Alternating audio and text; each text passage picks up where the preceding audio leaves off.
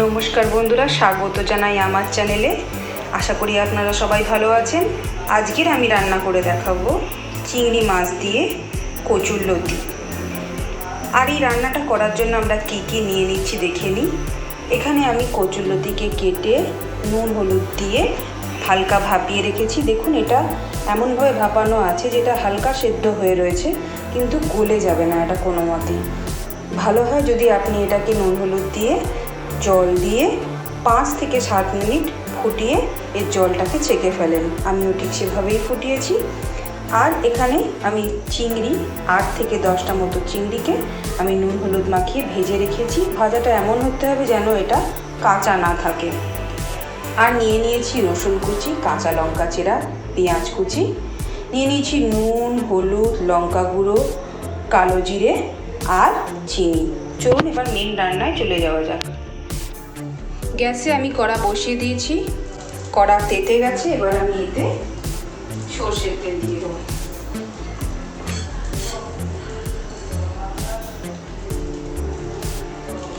ব্যাস,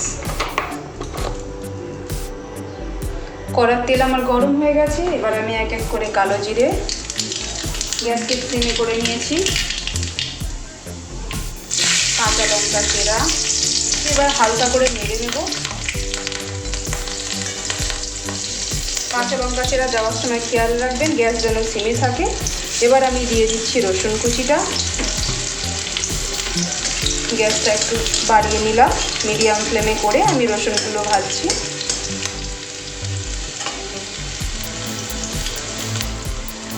এবারে আমি দিয়ে দেবো পেঁয়াজ কুচিটা।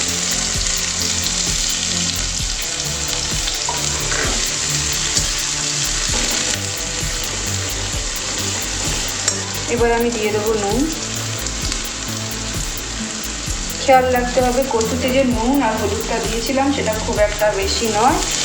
সেটা যখন আমি জলটা ছেঁকে ফেলে দিচ্ছি সেটা কিন্তু কচুর সাথে জলের সাথে ড্রেন হয়ে যাচ্ছে। কচুর মধ্যে তাই নুনের পরিমাণ খুব বেশি নেই, বা হালকা একটা নুনের ভাব থাকবে।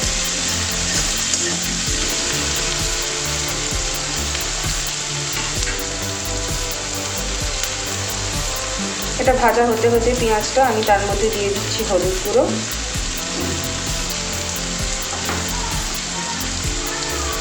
দিয়ে দিচ্ছি লঙ্কা গুঁড়ো,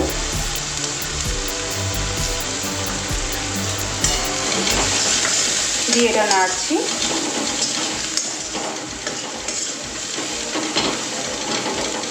এবার আমি কচুর লতিটা যেটা সেদ্ধ করে জল ঝরিয়ে রেখেছি সেটা আমি দিয়ে দিচ্ছি।